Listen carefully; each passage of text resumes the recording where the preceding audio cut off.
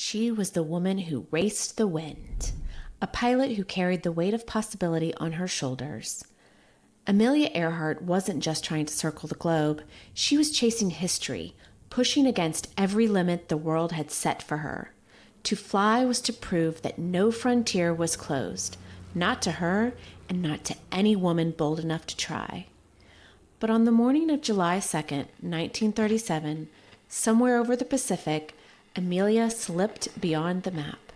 Her last words crackled over the radio with static, and then silence. No wreckage, no remains, just the beginning of one of the greatest mysteries of the 20th century. The House of Syx presents Fame, Flight, and the Final Hour.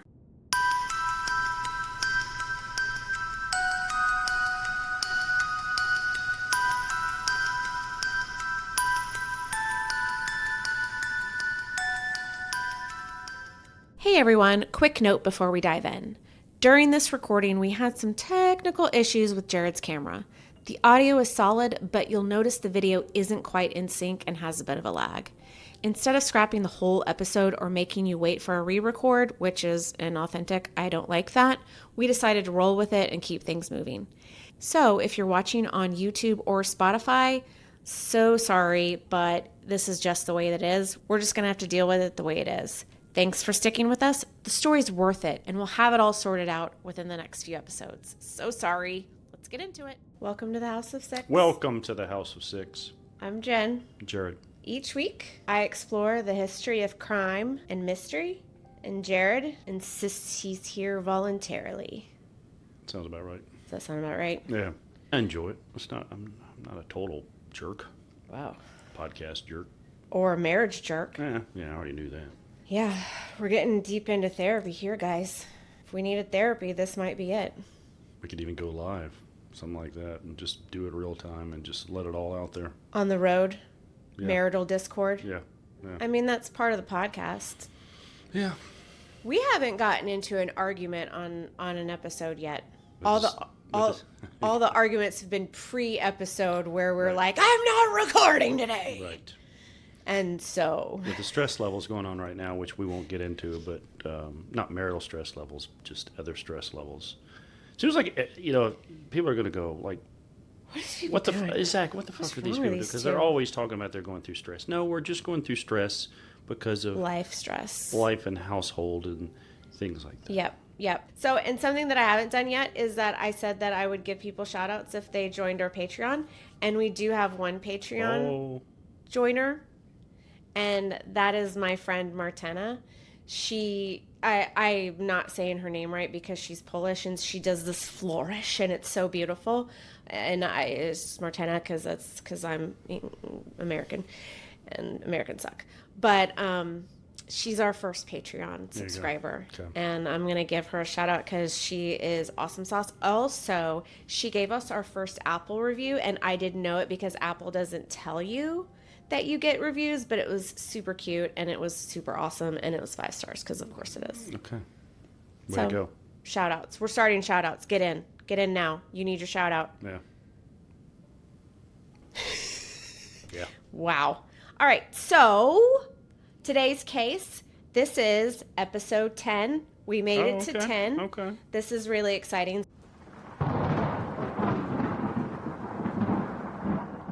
So I wanted to do a classic case, and because you know that I love my soapboxes, I wanted a strong female character, not character as in a story, but she was an actual strong female presence and character in real life.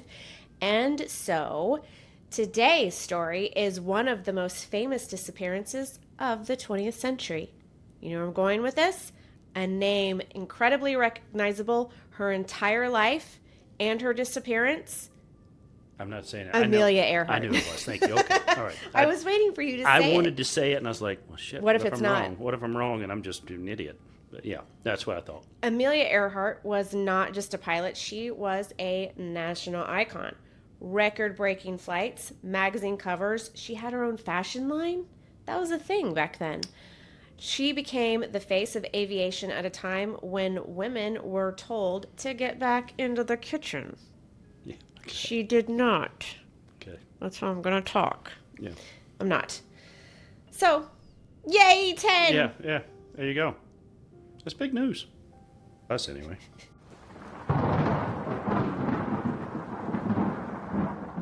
Okay. All right. So, I like to go back in time and talk about the cultural and social impact of the time. And first, let's talk about the invention of the airplane, okay? Because this is only 3 decades before Right. her famous flight. Right. In 1903, the Wright brothers first powered controlled flight at Kitty Hawk, North Carolina. It lasted 12 seconds. No joke there. I saw your face. I was going to say something. But it proved that powered flight was possible. Fast forward a little bit to 1909 to 1920. This is the barnstorming era. Daredevil pilots, wing walkers. Yeah. Yeah. Air shows that drew huge crowds. It was a very, very big deal. Here's the thing. The planes were really fragile and short-flighted. Flying was more of a spectacle than transport. I mean, these planes were made of wood. Mm-hmm. Yeah. Yikes. I have been to the Air and Space Museum in the Smithsonian in D.C., and they have a reproduction of the Wright brothers' first plane that they flew at Kitty Hawk, and honestly, it looks like a kite kit. It does.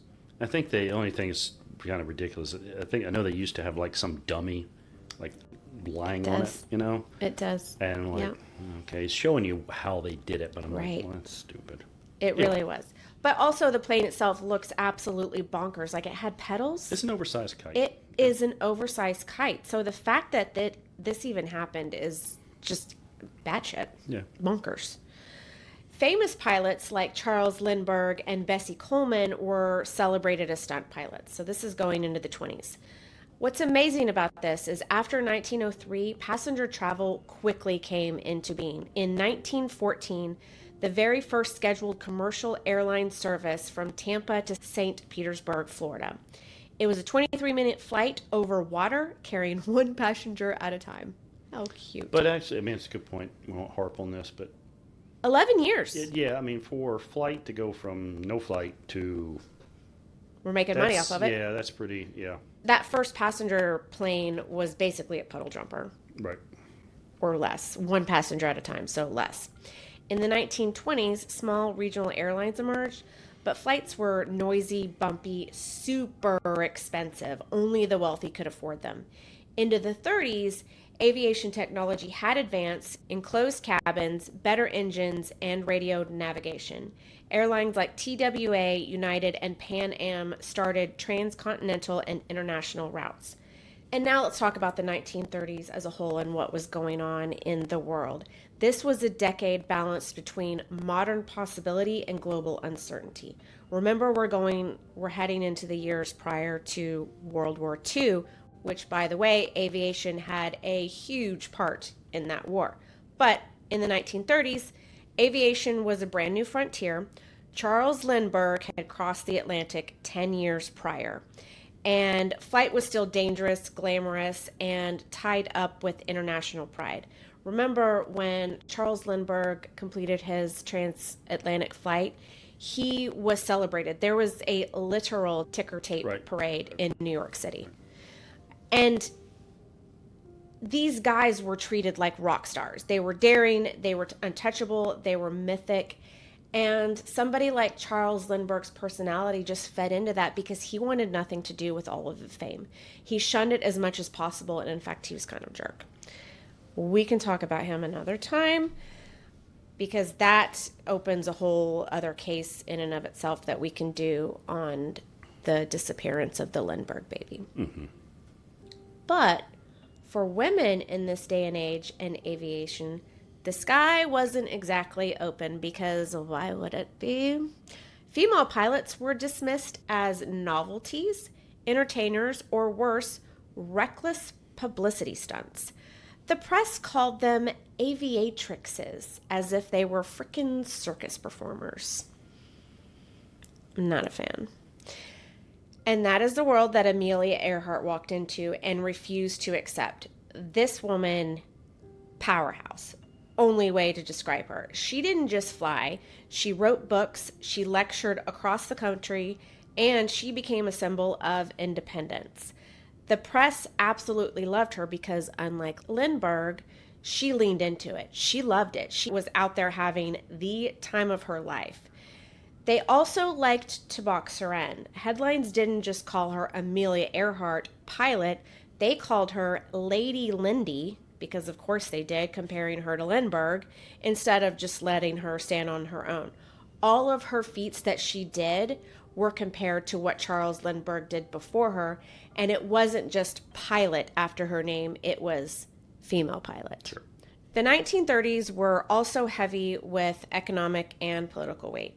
The Great Depression had crushed confidence at home. Fascism was on the rise abroad. But aviation and people like Earhart gave the people something else to look at. It was a distraction and a reminder that human achievement could still inspire. Earhart became more than a pilot. She became an emblem of what women could be, even in a world that was not ready for women to be anything but homemakers and mothers and wives and daughters and objects that can be passed from one man to another. I feel like I should leave now. Feel targeted? Yeah. Well, you are not like that. Thank you.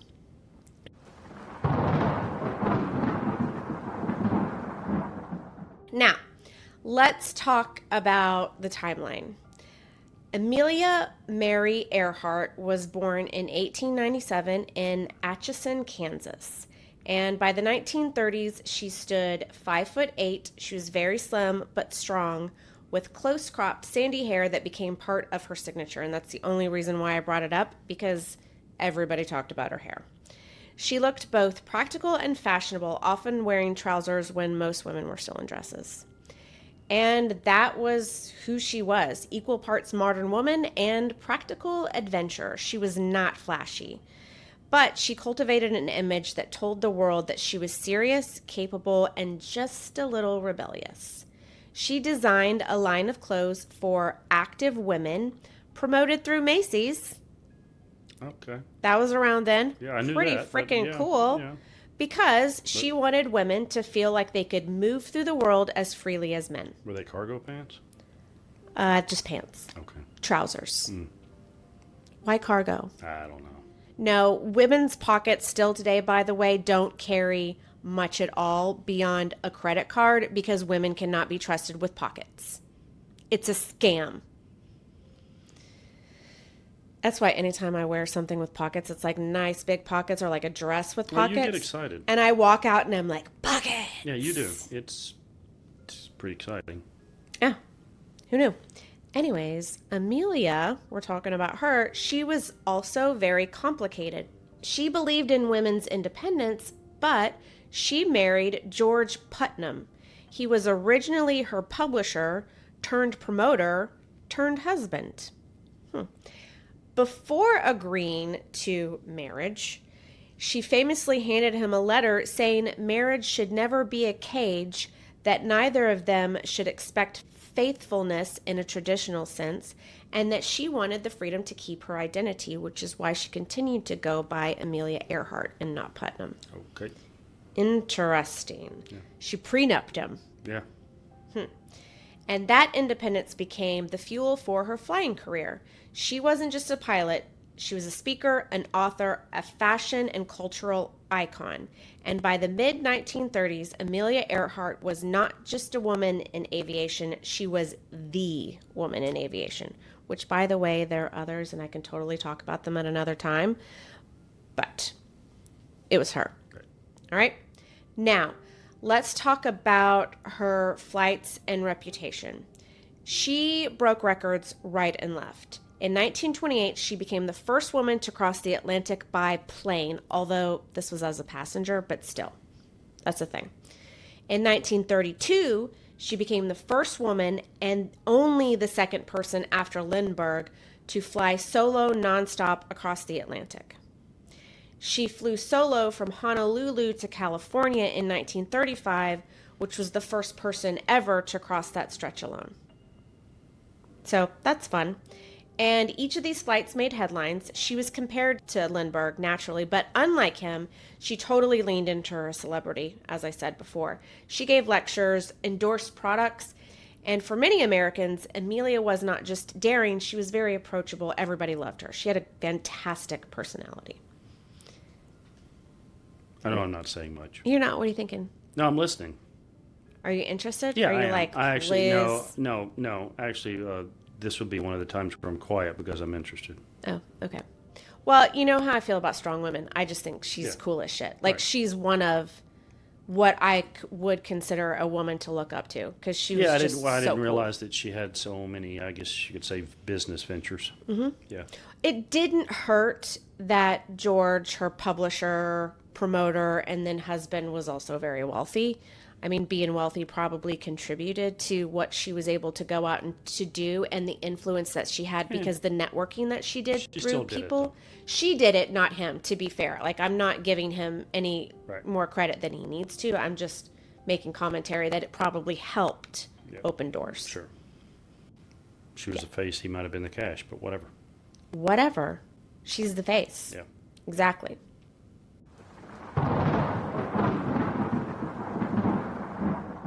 By 1937, Amelia wanted to cement her place in history by circumnavigating the globe along the equator, which is the longest route possible around the Earth. And this is actually something very interesting, and it's not even in my notes. This is just up here in my little think box. And things that I know is that the Earth actually bulges around the equator. That's why it's longer, because it's technically wider. Right. Weird. Yeah. Just saying. So, in March of 1937, her first attempt to circumnavigate the globe around the equator ended with a crash in Hawaii when a tire blew during takeoff, and her plane, the Lockheed Electra, was badly damaged. First attempt, scratch. But June 1st, 1937, she took off again from Oakland, California, this time flying eastward with navigator Fred Noonan. Now, you know how I feel when people get left out of the story and forgotten forever, and Fred Noonan deserves some time. So we're going to give it to him because he always gets left out, and that is rude. All right, Fred. Okay, Fred? So who is Fred? Born in 1893, Fred Noonan was an experienced navigator with decades of maritime and aviation work. He had been chief navigator for Pan Am Airways, charting transoceanic routes across the Pacific in the 1930s. If Pan Am's flying boats could cross the ocean, it was thanks to Fred Noonan's math and star charts. He literally created the paths for them. Yeah. And by the time he joined Earhart, he was considered one of the best celestial navigators alive. Celestial. We learned a little bit about these kinds of charting in the Mary Celeste episode, in the sense that he charts using a sextant. Got it. Do you remember what a sextant No. is? A sextant allows you to measure based on star positioning. Okay. You did not keep that in your think box. No, I guess I didn't need that one. Anyhow, a few months prior to their final flight, Fred was newly married to Mary B. Martinelli, which was his second wife. He had just been married a few months before he went on this flight. Now, why did Amelia choose him? Amelia's world flight wasn't just about publicity, it was a real technical challenge. Flying was still incredibly dangerous at this point in time, and to cross huge oceans, you needed a navigator who could use celestial navigation, taking star sightings and measuring with a sextant, handle dead reckoning, which is calculating speed and direction when stars or landmarks aren't visible. Sounds like magic to me. And also, he should have the ability to work long stretches without error in a very cramped and noisy plane. So he should be able to handle distractions and stress. So yeah. It's asking a lot of some This, individual. if somebody came to me and they were like, Jen, it's time to be serious, and I would be like, no, I am the least serious person. Please talk to Fred. And Fred had all of these things, right? Even with his reputation as a heavy drinker, which is, by the way, he was a drinker. He enjoyed a good time. This is going to come up later.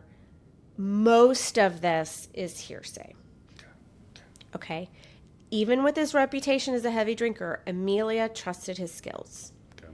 He was a good navigator.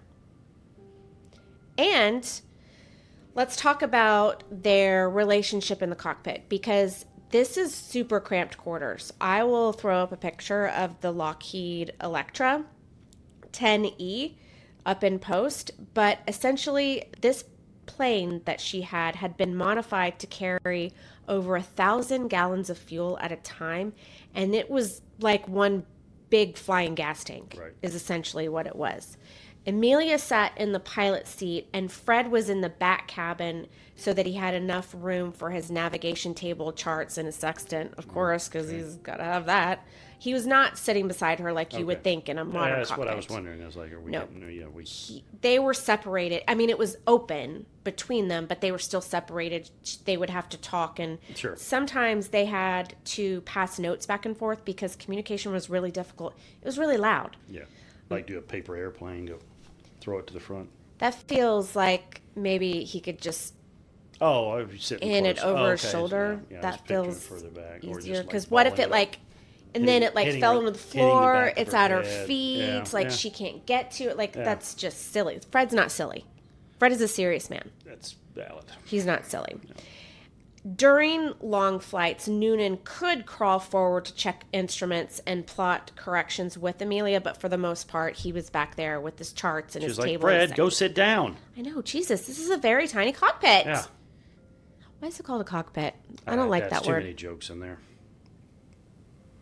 Okay. From a personal perspective, Fred and Amelia, their relationship was built on professionalism, trust, and mutual respect.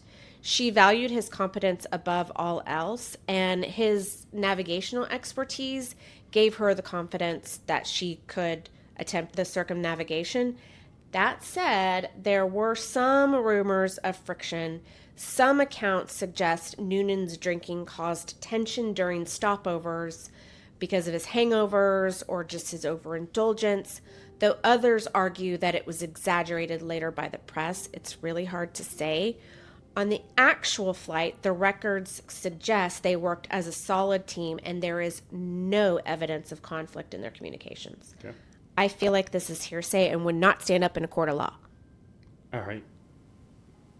I had things to say, but it wasn't really relevant, so it's fine. I have no legal training. What were you going to say? No, it's fine. No, nothing. Nope.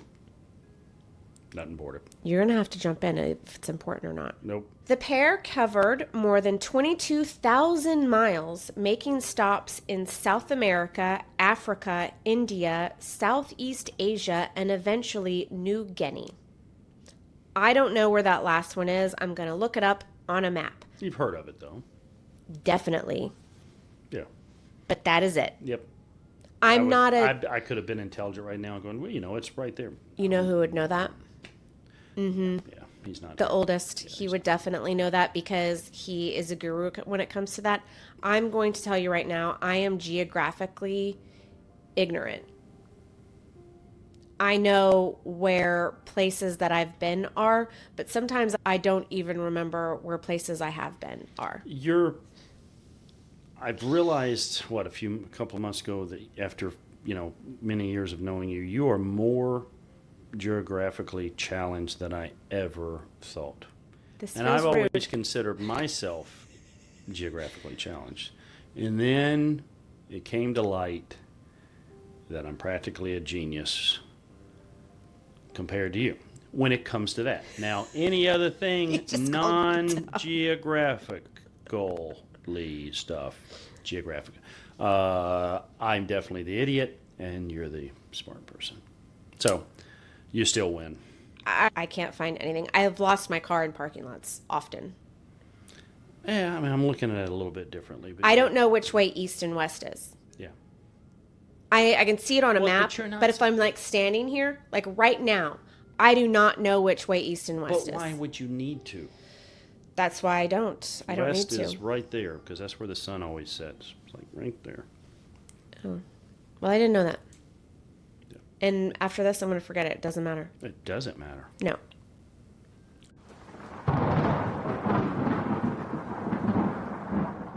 All right. So the final flight dynamic. Amelia was flying, obviously. She's the pilot. Fred, want to fly? Fred, he's like, no way. What? Fred was responsible for finding Howland Island using stars, the sun, and radio bearings and magic. But the morning they approached Howland, conditions were stacked against him. There were overcast skies, which blocked celestial navigation. The plane's radio receiver likely wasn't working, and Howland itself is only 2 miles long, which, we've talked about this before, in the middle of a very, very large ocean, because the ocean is... That's a pinhead. Yeah. That's a pinhead in the ocean. 2 miles long. It's very, very tiny. So it would be really hard to find. And in the end, it wasn't lack of skill or trust between them. It was technology, weather, and the sheer size of the Pacific Ocean that ultimately was going to doom them. Mm-hmm. So, what's the timeline of the day they disappeared? At midnight, Amelia and Noonan left Ley, New Guinea, bound for Howland Island, which is, again, tiny speck in the Pacific. According to the logs from the Itasca, which was a ship that was there to monitor their progress and guide them in, here are their key transmissions to the Itasca. At 7:18 a.m., and we're going local time for all of these, they radioed in position 4.33 south, 159.7 east, height 7,000 feet, speed 140 knots. This is basically a routine check-in. They were on course, no issues, that they said. 8:15 a.m., we must be on you, but cannot see you. Gas is running low. This is a famous line anytime talking about Amelia Earhart. They thought they were near Howland, but there was no visual contact at this point. At 8:43 a.m., we are on the line 157-337. We will repeat this message at 6210 kilocycles. We are running north and south. Translation, they were flying along a navigational line of position, which would be Noonan's sun line, running north and south in hopes of intersecting the island. And this is the last confirmed transmission from Earhart. After 8:43 a.m., there were unconfirmed reports of weak signals later that day and even in the following days, but most are considered either hoaxes or incredibly unreliable. Some claim distress calls were picked up as far away as Florida from Howland Island, but the evidence is shaky at best, and unlike the well-documented transmissions to the Itasca, there were no official transcripts of these radio calls, and they are basically ear witness reports. What's odd about the transmissions from Earhart before 8:43 is she never gave a call sign or used standardized distress procedures. She didn't provide an altitude in the final calls, which are critical for search planes.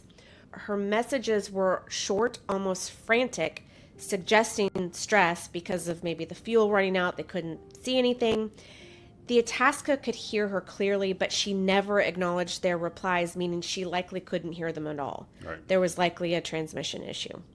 At this point in time, the Coast Guard ship Itasca was stationed near Howland Island. They never saw them. So what happens now? They never landed. The disappearance of Amelia Earhart and Fred Noonan sparked the most expensive and ambitious search and rescue operation the U.S. had ever launched at the time. The Coast Guard cutter Itasca began the immediate search. They were already there to help guide them in, and they helped search around Howland Island, but within days the operation had escalated. The battleship USS Colorado, heard of that one, was dispatched with planes to sweep the surrounding waters. Soon after, the aircraft carrier USS Lexington, one of the Navy's most powerful ships, joined the effort. In all, More than 3,000 men, 66 aircraft, and 9 naval vessels were mobilized. Wow. And they scoured over 250,000 square miles of ocean for 2 weeks. Every single possible speck of reef, scrap of island in the range, all of this was inspected. They even checked Gardner Island. This is important for later. Store that away. Where some theorists believe they could have crash landed. At the time, searchers saw no sign of the Electra or its crew, and this search cost, at the time, $4 million, which is a humongous sum in the 1930s, and it was the largest search and rescue effort ever attempted to that point. Also note, the Navy called it off after only 2 weeks. Now, the chances of them being alive after 2 weeks in the ocean is almost slim to none, but I feel like they could have found wreckage by then. Yeah. Maybe. I think that's a long time back then. Especially when the Navy's like, guys, we're going to war? We got to go do some shit. War. Yeah. They found nothing. No wreckage, no oil slick, no floating debris. On July 19th, 1937, the official search was called off. Amelia and Fred Noonan were declared lost at sea. However, Amelia's husband, George Putnam, absolutely refused to give up immediately. He financed private searches in the following months, chasing rumors, unverified reports of radio signals, but ultimately these efforts turned up absolutely nothing. And by early 1939, Amelia was officially declared legally dead. Yet, for the public, this case never ever closed, never went away. The lack of answers only fueled speculation, conspiracy, legend. Amelia Earhart had not just disappeared, she became a mystery that the world refused to let rest. Now, from the moment Amelia Earhart was declared missing, the story was not just aviation news. This was front page drama. I mean, this is classic newspapers going after the disasters. They splashed her photo across headlines, framing her disappearance as both tragedy and spectacle. In the 1920s and 30s, the press had already built Amelia into something larger than life. She was called Lady Lindy, a constant comparison to Charles Lindbergh, of course, and they packaged her flights as these big, daring adventures for public consumption. So when she vanished, the press coverage swung between reverence and frenzy. Some papers portrayed her as a tragic heroine lost to the vast Pacific. Others jumped into speculation, stories of captured by the Japanese, survival on remote islands, even spy missions. And these theories sold thousands upon thousands of papers. And, I mean, basically her name guaranteed headlines. So trashy. But, yeah, tabloids. Gross. The coverage also reflected the double standard of the time. Male pilots who crashed were remembered for their bravery.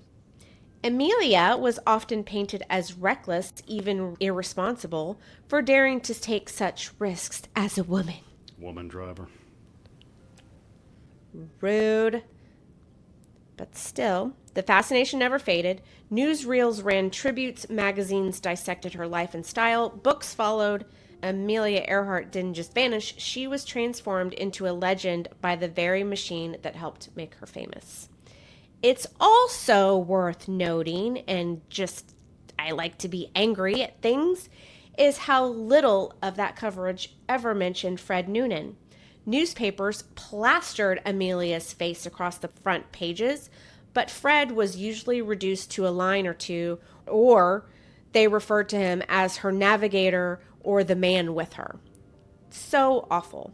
And that silence says a lot. Amelia was an icon, she was a headline and the story, and Fred was just a footnote, even though his reputation as one of the best navigators in the Pacific was part of why she trusted him with the flight in the first place. Not fair. Yeah. I'm trying to be fair, because that's not cool.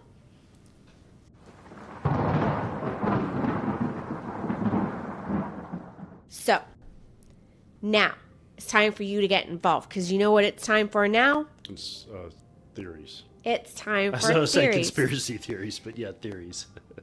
Sometimes conspiracy theories are still theories. Yeah, right. That's exactly right.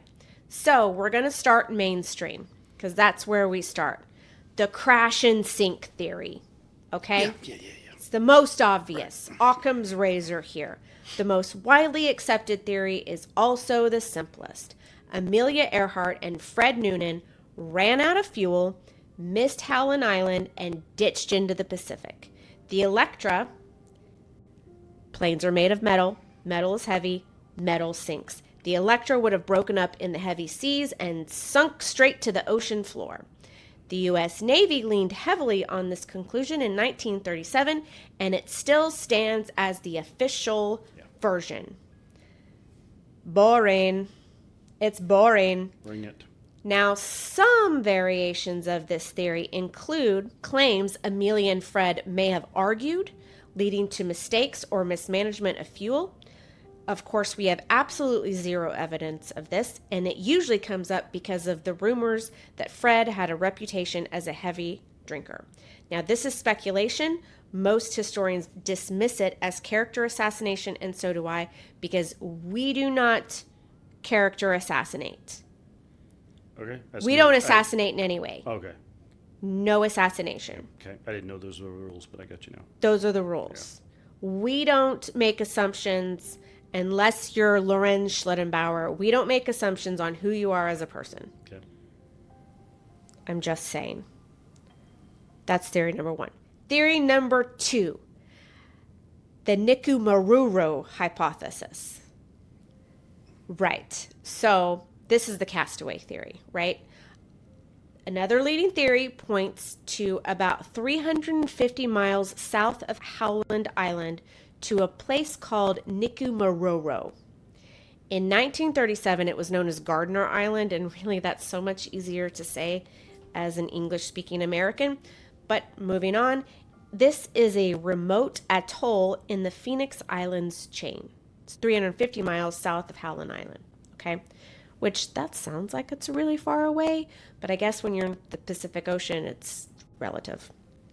Anyways, the idea here is that Earhart and Noonan missed Howland, then followed their navigation line until they spotted this old wreck of a freighter on a reef, and the reef flat there is wide, flat, and visible at low tide. Supporters believe Amelia put the Electra down on the reef and it was mostly intact. Now, that would explain one of the most intriguing parts of this mystery, which are the radio signals that some may have heard after 8:43 a.m. And for several nights after July 2nd, radio operators across the Pacific, even a teenager in Florida with a short wave set, logged faint transmissions they believed were distress calls from Earhart. Some thought they heard her voice, others recorded fragments and static. If any of those signals were real, it means the Electra survived the landing long enough to power the radio, and that Amelia and Fred were alive for at least a few days. Okay. Maybe. Now, the Navy dismissed most of these ear witnesses, calling them hoax or misinterpretations. I don't know what they're basing that off of. I don't have conversations with the Navy, but if any of them were real, they suggest Amelia may have survived a short time after the crash. Somebody did. In 1940, 3 years later, a British officer exploring Nikumaroro reported finding a partial skeleton, a sextant box, and a woman's shoe. At the time, the bones were measured and labeled as male, but decades later, forensic reanalysis suggested they were actually a strong match for Amelia's height and build. Remember, she was 5'10", right, which is quite tall for a woman, even especially back in the day. But, of course, the bones were lost. They lost bones. Okay. I don't know how you lose bones. Yeah. Especially if it's potentially linked to one of the biggest mysteries. I I got nothing because I don't know how you would lose a How bone. do you lose bones? So we can't DNA. The proof is gone. Right. We're gone. But other evidence has trickled out. A cosmetic jar was found on the island, which was similar to the brand of freckle cream that Earhart used. An aluminum panel thought to match a patch on her plane. And in 1937, a photo with a tiny blur, some claim might be landing gear on the reef. Now, photo blurs are photo blurs. This is like the Rorschach. What's the Rorschach blots, the ink blots? Oh. The yeah. Rorschach test, that's what it's called. Okay. The ink blots, basically, you see what you want to see. Yeah. Well, I was thinking also so many blurs that are, quote, UFOs or whatever the hell they're calling them these days. UAPs. Yeah, I don't even want to. It's UFO. Unidentified aerial phenomenon. Fuck off. It's UFO. Well, the government wanted to change it from UFO because people associate that directly to aliens. Well, that's stupid. People are stupid. Anyway. Yeah. Well, this made me think of, and this is a case I'll never cover because it's a recent case of Malaysia Flights 370 when they were doing all of the ocean floor scan analysis, and they're like, this blur is in the shape of a plane. Right. And I'm like, guys, if a plane goes down in the ocean, I think they break up. Right. So you're not going to see the shape of a plane on the bottom of the ocean, guys. And also, it's a blob. That doesn't look like a plane to me. It looks like a blob. Get out of here. Get out of here. No, you stay. No, you have to stay. You can't leave. Anyways, so there is a counterpoint to this theory. In 2019, Robert Ballard, the oceanographer who found the Titanic, by the way, so might know what he's doing in the ocean here, he led a full-scale search around Nikumororo. That's fun to say. His team scanned the reef slope and surrounding waters with modern sonar and submersibles, and they found nada. Zip, zilch, nothing. So, missing bones, maybe shoes, ghost calls, blurry photo, blobs, but actually nothing. Okay. We have fucking nothing Right. here. So, that's the tension of Nikumororo. It's the only theory that explains the post-loss radio signals. So, no hard evidence, but this one's a maybe. Solid maybe. Oh, it's definitely a solid maybe. It's a solid That's the way to maybe. put it. All right. Now, you want to really get my ire up? Let's talk about the Japanese capture theory. One of the most enduring theories claims that Amelia Earhart and Fred Noonan never went down at sea at all, but instead they drifted hundreds of miles northwest into the Marshall Islands, which, bad news bears, was controlled by the Japanese in 1937. And I don't know if you know this, but relations with the Japanese in 1937 was no bueno. Not on the best terms. Yeah. Nope, it wasn't. In fact, some would say that it escalated to the most highest point possible. World War II. But anyways, we know what happened then. But anyways, the idea goes like this. They overshot Howland Island. They didn't even see it. They landed on a Japanese-held atoll and then were taken into custody as suspected spies because, of course, from there, this just breaks down. Some versions say they were executed. Others say they languished in prison camps as POWs. And one strand claims Amelia was eventually repatriated to the U.S. under a new identity. I don't think that the Japanese were doing that at a time because I can go with the beginning, not that. Yes. I don't see where they would be like, oh, you're a big thing. Let's sneak you back in. Right. No, we're going to plaster your face all over the news. Are you kidding me? Exactly.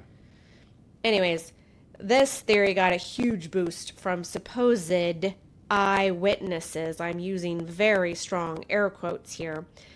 Islanders in the Marshalls later told stories of seeing a white woman and a tall man brought ashore by Japanese soldiers, Decades later, American veterans added to the lore because of course they would, claiming they'd heard rumors during the war that Earhart died in captivity. Then came the photos. In 2017, I might add, this is 80 years later. A History Channel documentary touted a blurry image from the Marshall Islands as possible proof. This included a woman with short hair sitting on a dock, a man nearby, and what looked like a plane on a barge in the background, and it blew up in the headlines as, quote unquote, the photo that solves it all. I remember that, yeah. Yes, then you probably remember me ranting and raving about it because I was so upset. Because guess what, guys? The History Channel didn't do their due diligence, because within days of it airing, researchers debunked it all. Yeah. The photo was published in a Japanese travel book in 1935. Right. Earhart disappeared in 1937, 2 years.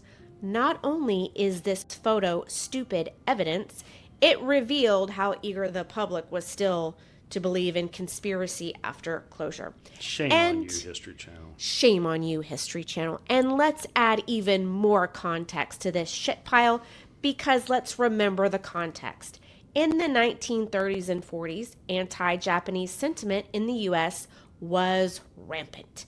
Newspapers happily ran stories portraying Japan as duplicitous and cruel. So this planted Amelia Earhart in that narrative, and it fit perfectly. An American hero captured by the enemy. Racist. It's just racist, and it's gross, and this theory is sensational. It refuses to die. And even after debunking that stupid photo that never should have been shown in the first place, there is not a single verified document or artifact to show Amelia and Fred ended up in Japanese hands. I'm gonna take a breath. I'm a little worked up. You good? I might need a gummy after that theory. Yeah. Okay. Sorry. I get upset with unfairness. Yeah. Unfairness makes me super angry. Right. I don't like it. It's not cool.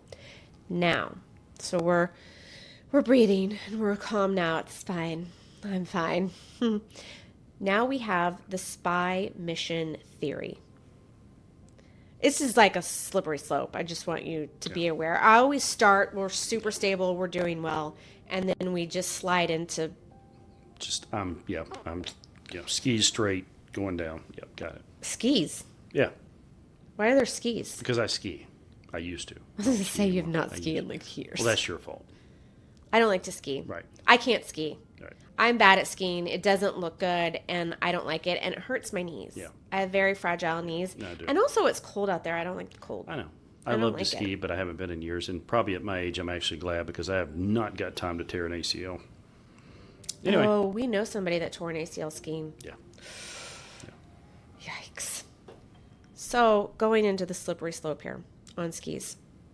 Some fringe theories claim Amelia's final flight was secretly sponsored by the U.S. government as reconnaissance of Japanese territory. So it's kind of, we're still being racist here. Supposedly, her disappearance was covered up once the mission failed. All right. So there's no proof. There's no declassified records, no corroborating documents, and somehow the rumor still persists because she was famous. And to be fair, pre-World War II tension, okay, let's just keep going down that slope. We're going to crash at the bottom now here, because what are we saying now? Okay. What is it now? Aliens. Why Atlantis. Atlantis. Always end with it. All right, so it's time for theory pick. We can't get any dumber than aliens. Okay. I mean, we probably could, but we're not going to get any dumber than aliens. Right. So, what do you think it is? I have a quick question. What is the second theory? Nicamororo. Right. How large was that? Do we know? 2 miles long. That was the one that was 2 miles. No, that wasn't. Sorry, Howland Island was 2 miles long. Nicamororo is not very big either. It's not much larger, if it is at all. Right. That's what I figured. All right. So I want the second one to be like because there's always the possibility that they did land somewhere. But I mean, the theory is not even fun because you have to go with they crashed into the ocean, and the ocean's big, and you're not going to find those leftovers. So yeah, but the second one would be great, and I think it would be unbelievable if some. I'm not saying that we're not going to find some artifact of this plane at some point in given history. Now, will it probably be on the bottom of the ocean? Sure. But anyway, you're making a face. So we know, in my opinion, we don't know. In my opinion, there are two possible theories. Okay. The Nicky Mororo theory. Sure. The castaway theory, or the crash and sink theory. Those are the other ones are dumb. Okay. Well, I didn't know if you were going to go with any theory of the Japanese, but yeah, not that she would be sent back here. That's stupid. But. The Japanese capture theory, the racist theory, is wartime propaganda. Yeah. In my opinion, I agree. I don't think there are. All of the eyewitnesses are inconsistent. The photo was trash. I also think they would have used it. I think it's the racist theory. Yeah. I really do. Right. And I think from that perspective, it was just driven by propaganda and not and actual evidence. And everything else. The timing just really throws it off. So obviously spy mission is dumb. No, and aliens is really dumb. So those I'm not even going to consider, and I'm not considering the racist theory at all.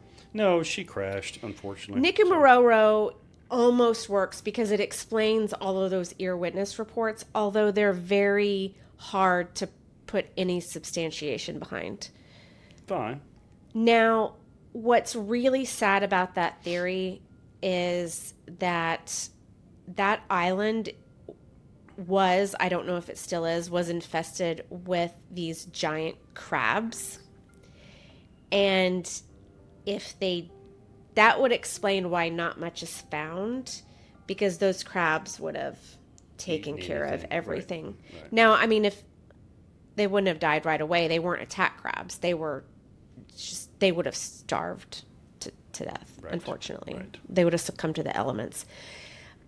But I'm going to say the most logical, and I have to side with the Navy on this and Occam's razor, it is the easiest possible outcome, is that they ran out of fuel, they overshot the landing, they couldn't see, poor visibility, they couldn't see any stars, and essentially they ran out of gas and they crashed and they sank. And the ocean's big. I hope Fred had a drink on the way down. Yeah. And it just went straight down. Yeah. I mean, and that would explain why they didn't see any oil slick, because they would have ran out of gas by that point. Correct. And just that is valid. Yeah. Yep.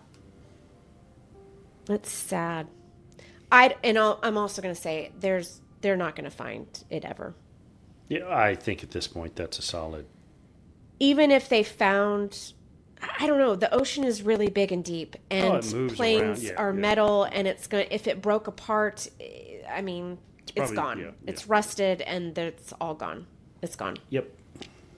So, yeah.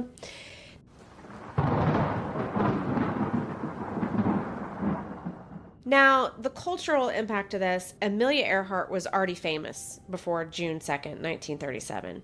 She was already an icon, and her disappearance elevated her from record breaker to legend. She became much more than a pilot after that.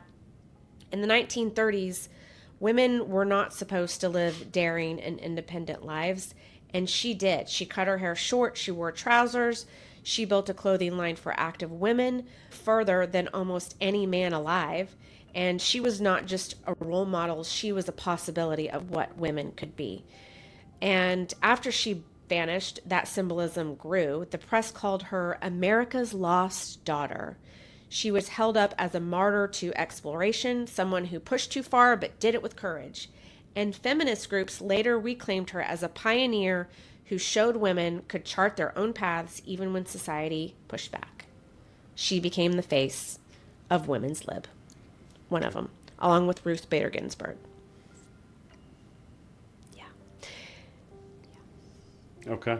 I had a moment. Anyways, her story also shaped how we tell mysteries. Decade after decade, her name keeps surfacing. Books, films, documentaries, children's biographies. How cool is that? Teaching girl children.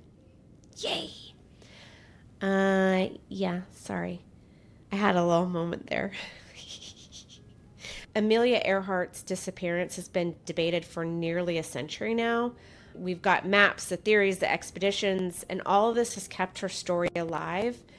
But she, even before her last flight, was somebody who made herself into a female icon. And this is not through luck or, it was through grit and vision and absolute refusal to live by the rules. And her story has to include Fred Noonan. And I always feel so bad when I watch documentaries and listen to podcasts because he was there too and he gets forgotten. Sure. Fact of the matter is, he was one of the finest navigators of his era.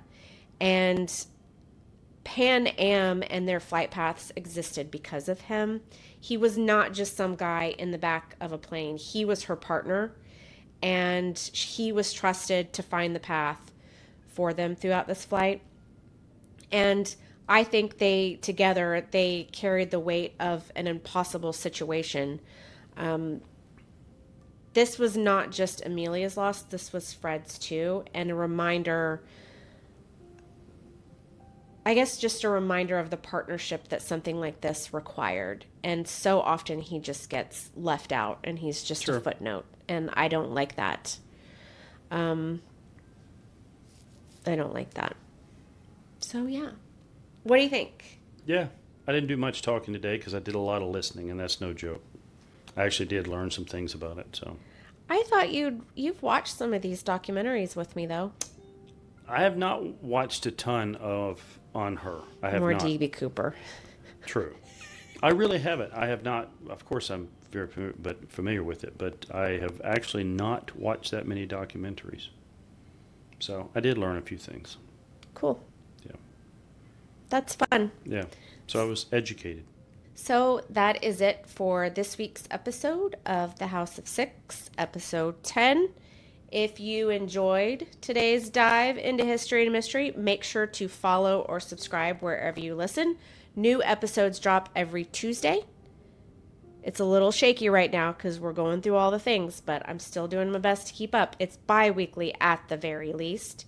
But if you want more oddities, strange facts, all the deep dives, case notes, fun polls, absolute ridiculousness, head over to Patreon at patreon.com/House of Syx. Join the keyholder tier. It's fun, probably. And join us next week for whatever we have next. I never know what I'm going to do. Mm-hmm. And in fact, when I think I'm going to do something and then I change my mind and I do something else. And so I tried to tease it one time that I was going to do something witchy, and then I did nothing about witches. Right. That didn't work out. It did not work out. So, yeah. Thanks for listening. Yeah, thank you. Stay curious. Rate. You want to. 5 stars. Thanks. Bye. Up in the clouds the silver bird flies. Lost in the storm, no one hears cries. Count the stars, 1, 2, 3. Where in the world could Amelia be? Over the ocean, dark and wide, secrets sink where echoes hide. Whisper, whisper, none return. Engines fade and lanterns burn.